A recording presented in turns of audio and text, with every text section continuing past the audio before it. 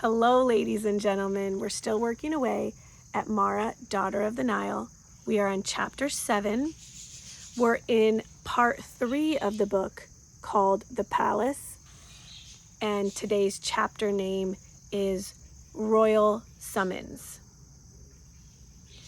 The Princess Inanni was in a sad state.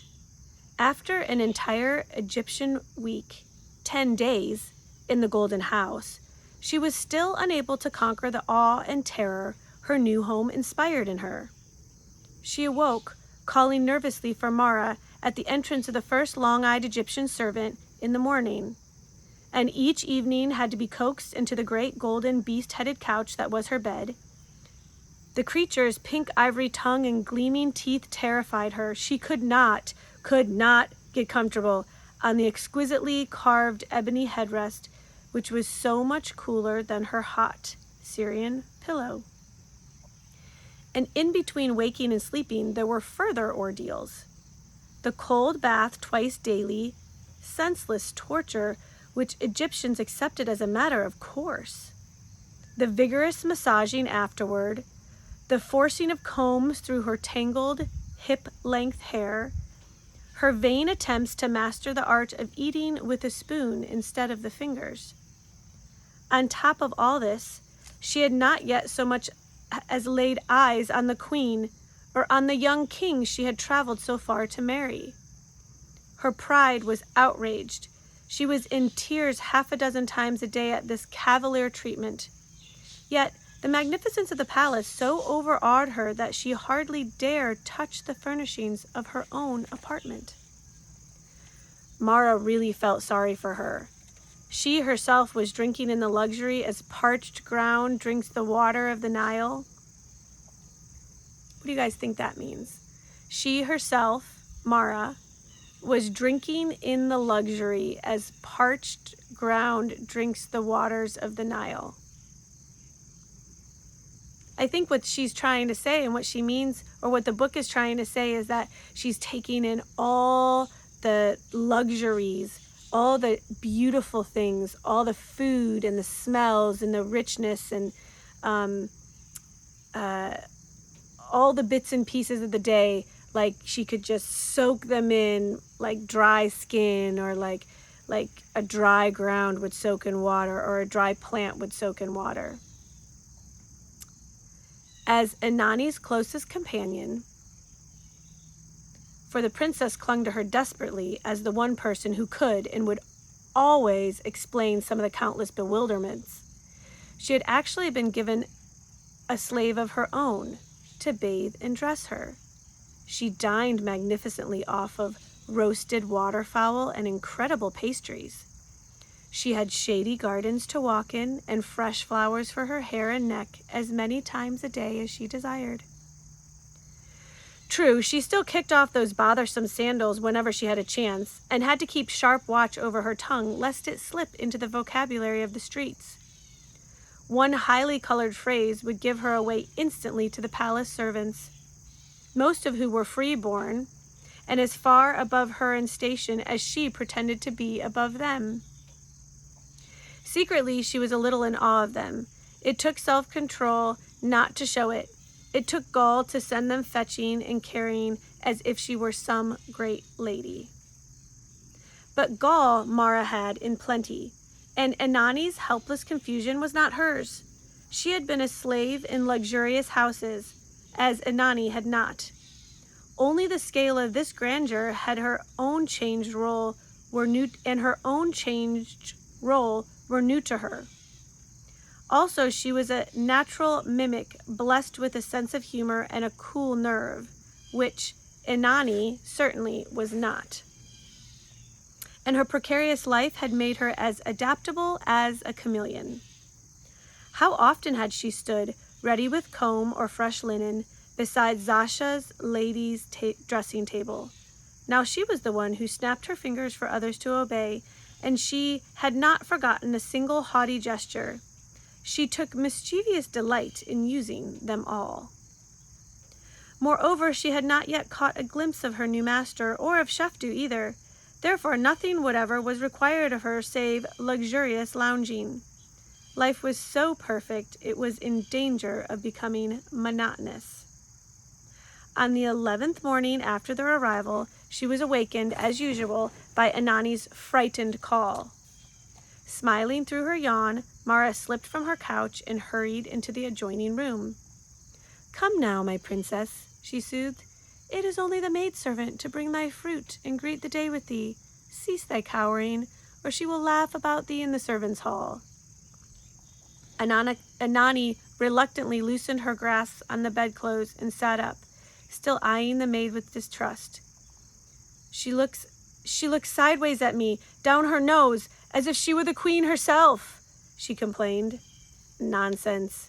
Her father was likely a stone cutter, or at best a groom in the royal stables. What would thy brothers say?"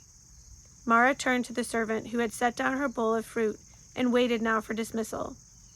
It was true that her painted eyes held an insolent gleam. An Egyptian felt superior to a barbarian? "Why are your hands at your sides?" inquired Mara coldly. The servant's eyes met hers and lost their mockery. Hastily, her right hand went to her left shoulder. "Better. It is possible I will not mention your miserable name to Hatshepsut the Glorious, provided you show proper deference to your princess after this." "Excellency, live forever," gasped the girl, turning white. "You would not... I never meant..." "Dismissed," Mara cut her off. The servant prostrated herself and then fled. Which the servant, that means she either bowed or she got on the ground, and then she fled. Mara was inwardly convulsed. "Oh, marvelously done," she thought. "Did ever a slave so beautifully subdue a free maid? How she would rage if she knew who it is that plays the great lady." She turned back to find Anani regarding her with both gratitude and admiration. "Mara, what did you say to her?" "Only that you are the princess, Anani, and must be treated so. Do not think of her. She is as a beetle under your sandal. Come, perfume your mouth with the figs and grapes she has brought you. It will soon be time for the bath." Anani's face fell dismally at the prospect, but she climbed down from her high couch, being careful to stay well away from the gleaming teeth of the beast who supported it. A few minutes later, she was hungrily eating a fig and mourning the skimpiness of Egyptian breakfasts. "Why, in my homeland we have bread and good meat. Here you do not even dignify it by the name of breakfast, but call it the perfuming of the mouth." "We do not think of it as a meal," said Mara, smiling. "Lift up your head, Rose of Canaan. Perhaps your summons for Pharaoh will come today." "It should have come before. Have they forgotten they sent for me?" "Nay, of course not. No doubt Her Majesty is allowing you time to recover from your journey. Now, do not brood about it. We will do something different this morning. My little slave tells me there are gardens we have not yet visited. Also that there is a pavilion on the roof from which..." She stopped. The tapestry curtaining the doorway into her own bedroom chain had stirred noticeably, and there was no draught, "from which one can see the entire city," she finished evenly. She put down a bunch of grapes untasted. "Meanwhile, with your highness' leave, I will retire to bathe and dress."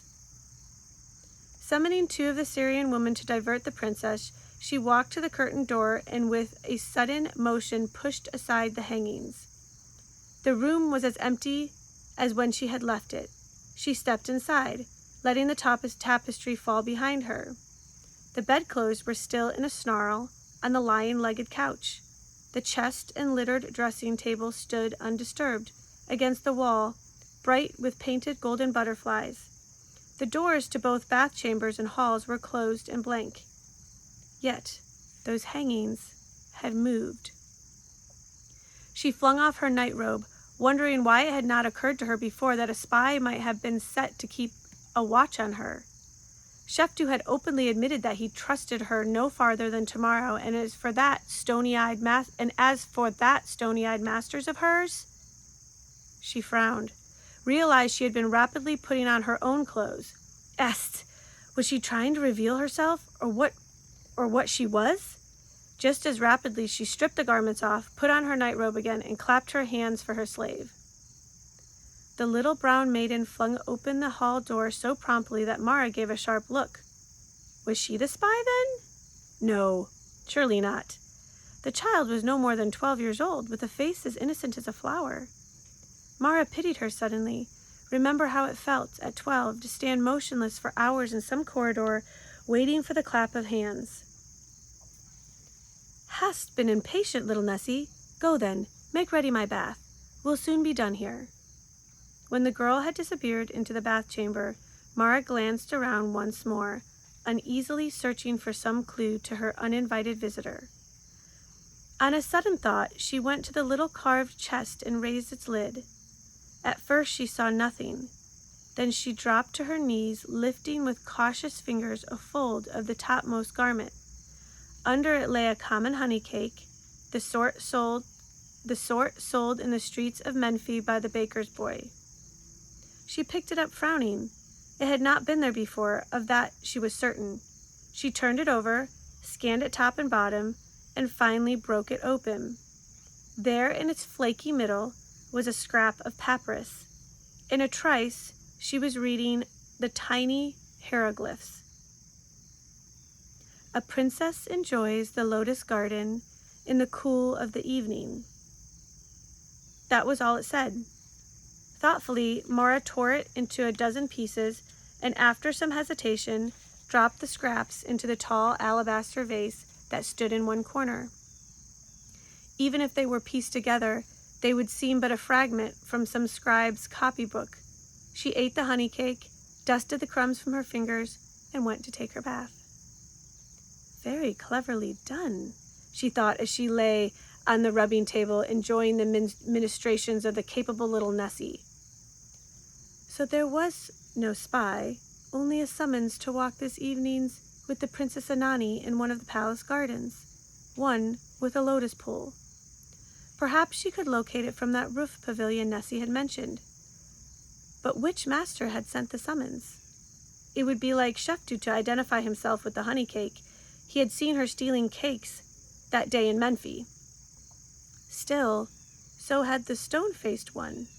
She remembered his acid remark. Remember, I am no stupid baker's apprentice. Should the chain and you disappear somehow between here and the wharfs, it would be regrettable. Well, she had not made off with his golden chain, nor had she deceived him in any way. On the contrary, he would have good reason to be pleased with her when they met again. There was no need to be afraid of him, none at all. She had the information he wanted, more than he'd ever hoped to get. Mara found she was no longer enjoying her massage. Rising abruptly, she led the way back to the bedroom. Should it be not Sheftu but her master awaiting her in the lotus garden tonight? Her stay at the palace would be over almost before it began, and that would be regrettable too, especially for Sheftu. One mention of the cooling north breeze to be found on the roof was enough to arouse Anani's enthusiasm for a visit there. At mid-morning, she and Mara, accompanied only by little Nessie, made their way through a maze of halls, up an outside stairway, and out onto the terraced loggia. It was cool and windy, strewn with soft couches and shaded by great canopy set on beribboned columns. Here and there rose wide-mouthed air scoops which sent the breeze down into the sleeping chambers below. Mara walked to the balustrade and leaned forward upon her elbows. From here, 2 stories up, one had a wide view of the sunlit labyrinth of courtyards, passages, groves, and gardens enclosed by the palace walls. Her strolls with Anani had showed her only a fraction of them. "Look, my princess," she exclaimed, "your new home." Anani looked, trembled, and moved uneasily away. Mara watched her for a moment, half pitying, half contemptuous, then turned back to the balustrade. Which garden? There were so many. She made a slow circuit of the roof, almost dismayed at the expanse of the palace grounds and their complexity. Save for the huge guardroom, the entire ground floor of the Golden House was devoted to workshops, kitchens, and storerooms. Among and beyond these were walled gardens in bewildering profusion, and every one of them had its lotus pool. But as she rounded the corner to the north side, she saw what she wanted. It was the largest garden of all, with a pool the very shape of a lotus bud almost overflowing with the blue lilies, and more of them painted along its rim. Satisfied, she was about to turn away when she chanced to raise her eyes beyond the walls. Blessed Osiris, she breathed. Highness, come to this side if you would see Thebes, there it lies. Anani joined her at the balustrade, and together they looked over and out over the vast spread of the city. The palace stood near the Nile's west bank, within view of the queen's magnificent temple, which stood low, colonnaded, and gleaming white in the dazzling sunlight, far back against the golden cliffs. Mara could see the green incense terraces Nakonk had helped bring into being. From them, the desert descended into two broad benches to the level of the valley, then the necropolis, a belt of low, dust-colored buildings housing the embalmers, coffin makers, stone cutters, glass blowers, weavers, and all other craftsmen whose work was devoted to the tombs, stretched on to join the emerald fields of the flower growers, which in turn extended to the river. The river decided the city like a silver blade. The river divided the city like a silver blade and was dotted with every size and shape of vessel. Behind the slow-moving sails rose the high east bank and Thebes proper, a maze of white buildings flooded with sun, from whose flagstaffs and massive temple pylons red and white banners waved like beckoning fingers. Every surface sparkled with color and the glint of gold. Roofs stretched eastward under the brilliant blue sky as far as the eye could see. Mara propped her chin on her hands, drinking it all in. A marvelous city. Grander than Menphi, gayer than Abydos, and even wickeder. It was said that Bubastis on the lower Nile, and even wickeder it was said than Bubastis on the lower Nile. It filled her with excitement. Around the palace itself, a small town had grown up, composed largely of the white-walled villas of Egypt's great nobles, and a few of the finest craftsmen and goldsmith studios. Mara stared at the chariots flashing along the stone-paved streets, at the palms thrusting up like plumes from invisible pleasure gardens, and wondered if one of those grand houses belonged to Lord Sheftu. What a life they lead, those great ones. Think, my princess, you are one of them now, and live in the center of the world. Is it not a glorious city you have come to after all your journeying? I hate it, whispered Anani. Startled, Mara swung around. Anani was gripping the balustrade, her plump face white with misery. Her eyes swerved away from Mara's astonished ones, as though she were frightened to have spoken her mind for once, but she went on recklessly. It's too big, it's too full of buildings. In my homeland there are plains and green pastures, and the tents of shepherds shine in the sun, and the flocks graze all about. It is not like this in any way. All speak my language there, but here all are strangers to me, and know not my ways, and I know not theirs. What does that matter? Think you are to be the bride of royalty, of a prince of Egypt. The king has not sent for me. But he will. Mara could not help laughing a little. Meanwhile, have you not all you could desire? Slaves and comforts and a home in the golden house itself? Take heart. It is not possible you could be homesick. Is it not? Anani turned, gathering the folds of her heavy shawl, and made an effort to smile. She had never looked gawkier or more defenseless, but suddenly she was not funny at all. I suppose it is not. You have been good to me, Mara, and speak to me in my own tongue and explain things and try to teach me to be Egyptian. But I fear I am no credit to you. I cannot help longing for the plains of Syria and the voices of my brothers." She broke off, tears welling into her eyes, then moved abruptly to the other side of the pavilion. Mara turned away too, no longer amused at a ridiculous barbarian, but sorry for a homesick maid with all her heart. Suddenly, above the voices of the doves in the palace eaves and the faint melodious creaking of water wheels in the fields, there came a new sound, far, high, piercing. Mara looked up. There above her, in the radiant vaults of the sky, a great bird soared. Horus, the falcon, the god, the symbol of royalty. As she watched, it closed its powerful wings and dropped like a plummet upon a desert lark just spiraling upward from the meadows. The lark's melody was choked off in mid-trill. Again, the great wings beat, and the falcon wheeled off toward Libya. Its triumphant scream, 7 notes on a descending scale, trailed after it like a banner. Mara was still breathless from the beauty and cruelty of its attack when an exclamation from Anani made her whirl around. A chamberlain had emerged from the door to the stairway. He advanced to Anani with measured tread and bowed stiffly. "Princess, rejoice, the glorious one, daughter of Ra, most high, Horus of gold, and great god of the land of the double kingdom, commands your presence." "Mara," quavered the princess, taking an uncertain step backward. But Mara was already hurrying to her side. "Quick, Highness, send little Nessie to summon your women. We must go at once. It is the audience with the queen."